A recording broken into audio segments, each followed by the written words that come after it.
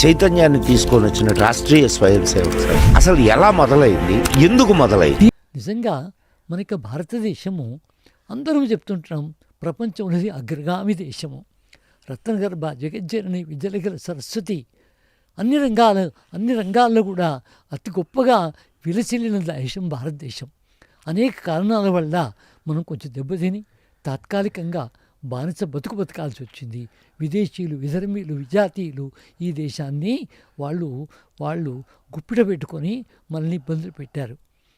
అసలు ఈ దేశము ఇంత పెద్ద దేశము, ఇన్ని కోట్ల మంది ప్రజలు ఉన్నాం, ఇంతమంది ఉండి కూడా గుప్పిట పెట్టగలిగినటువంటి కొన్ని 6,000 మైళ్ళ దూరం నుంచి వచ్చినటువంటి కొన్ని వందల మంది విదేశీయులకి మనం బానిసలు కావడం ఏమిటి?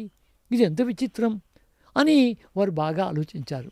నిజమే, ఈ సమాజము సనాతన సమాజము, హిందూ ధర్మము ప్రపంచాన్ని అందరిలో కూడా అమృతత్వాన్ని చూసేది, ప్రకృతిలో దేవతను చూసేటట్టు ధర్మం ఇది. రాయికి రప్పకు చెట్టుకు పుట్టకు చరాచరములకన్నిటికీ నతమస్తకమౌ నతులు సల్పుగన చైతన్యమైనటువంటి దేశం ఇది. అటువంటి ఈ దేశము ఎందుకు బానిస దేశమైంది?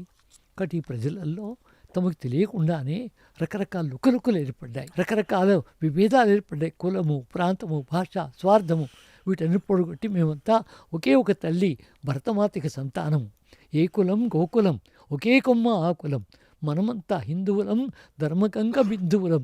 ఈ భావన ఈ దేశంలోని సర్వసాధారణ మనిషిలో కావాలి.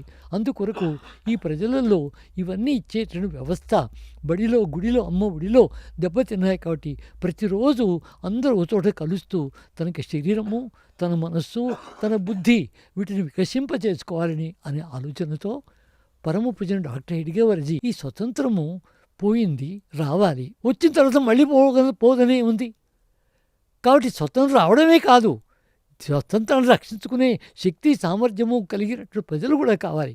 అందుకు ఎవరో 2-3 దేశభక్తులు కాదు, ఈ దేశంలో పుట్టిన ప్రతి వ్యక్తి దేశభక్తులు కావాల్సిందే, ప్రతి వ్యక్తిలో సామాజిక చింతన ఉండాల్సిందే అని వారు ఎంతో ఆలోచించి 1925లో నాగపూర్లో విజయదశమి రోజున మోహితే అనేటటువంటి ఒక పెద్ద ఏతుందో ఆ స్థలం ఉంటే అక్కడ రాష్ట్రీయ స్వయం సేవక సంఘ శాఖను ప్రారంభం చేశారు.